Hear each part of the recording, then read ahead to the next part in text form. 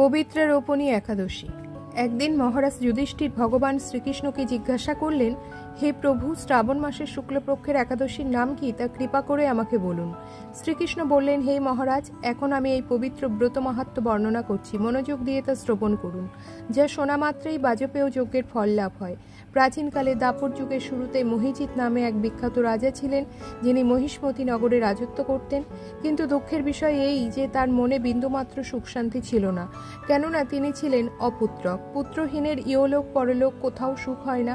এইরূপ চিন্তা করতে করতে বহুদিন কেটে গেল, কিন্তু তবুও পুত্রমুখ দর্শনে রাজা বঞ্চিতই রইলেন। নিজেকে অত্যন্ত দুর্ভাগা মনে করে রাজা চিন্তাগ্রস্ত হলেন। প্রজাদের সামনে গিয়ে বলতে লাগলেন, হে প্রজাবৃন্দ, তোমরা শোনো, আমি এই জন্মে তো কোনো পাপ কাজ করিনি, অন্যায়ভাবে আমার রাজকোষ বৃদ্ধি করিনি, ব্রাহ্মণ বা দেবতাদের সম্পদ কখনো গ্রহণ করিনি। উপরন্তু প্রজাদেরকে পুত্রের মতন পালন করেছি, ধর্ম অনুযায়ী পৃথিবী শাসন করেছি, দুষ্টদের যথানুরূপ দণ্ড দিয়েছি, সজ্জন ব্যক্তিদের যথাযোগ্য সম্মান করতেও কখনো অবহেলা করিনি। তাই হে ব্রাহ্মণগণ, এই প্রকার ধর্মপথ অবলম্বন করা সত্ত্বেও কেন আমার পুত্রলাভ হলো না, তা আপনারা কৃপা করে অনুসন্ধান করুন। রাজার এই প্রকার কাতর উক্তি শ্রবণে ব্যথিত রাজভক্ত পুরোহিত ব্রাহ্মণগণ রাজার মঙ্গলের জন্য গভীর বনে ত্রিকালজ্ঞ মুনি ঋষির কাছে যেতে মনস্থ করলেন। বনের মধ্যে ঋষিদের আশ্রম সকল দেখতে দেখতে তারা এক মুনির সন্ধান পেলেন।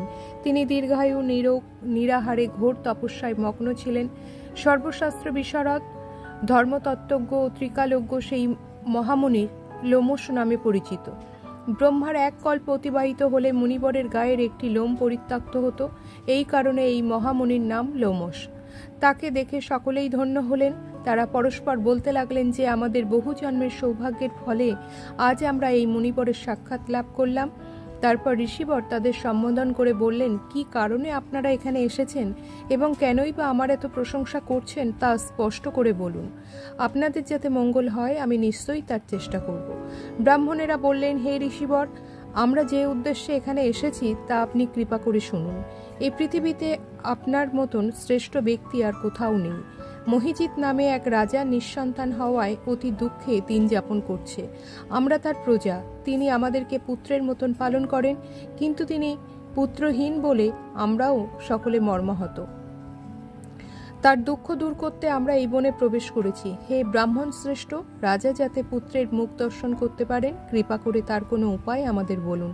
তাদের কথা শুনে মুনিবর ধ্যানমগ্ন হলেন। কিছু সময় পরে রাজার পূর্বজন্ম বৃত্তান্ত বলতে লাগলেন। এই রাজা পূর্বজন্মে এক দরিদ্র বৈশ্য ছিলেন। একবার তিনি একটি অন্যায় কার্য করে ফেলেন। ব্যবসা করবার জন্য তিনি এক গ্রাম থেকে অন্য গ্রামে যাতায়াত করতেন। একসময় জ্যৈষ্ঠ মাসের শুক্লপক্ষের দশমীর দিনে কোথাও যাওয়ার পথে তিনি অত্যন্ত তৃষ্ণার্ত হয়ে পড়েন। গ্রাম প্রান্তে একটি জলাশয় তিনি দেখতে পান। সেখানে জলপানের জন্য যান। একটি গাভী ও তার বাছুর সেখানে জলপান করছিল। তাদেরকে তাড়িয়ে দিয়ে তিনি নিজেই জলপান করতে লাগলেন। এই পাপকর্মের ফলে তিনি পুত্রসুখে বঞ্চিত হয়েছেন, কিন্তু পূর্বজন্মের কোনো পুণ্যের ফলে তিনি এরকম নিষ্কণ্টক রাজ্য লাভ করেছেন।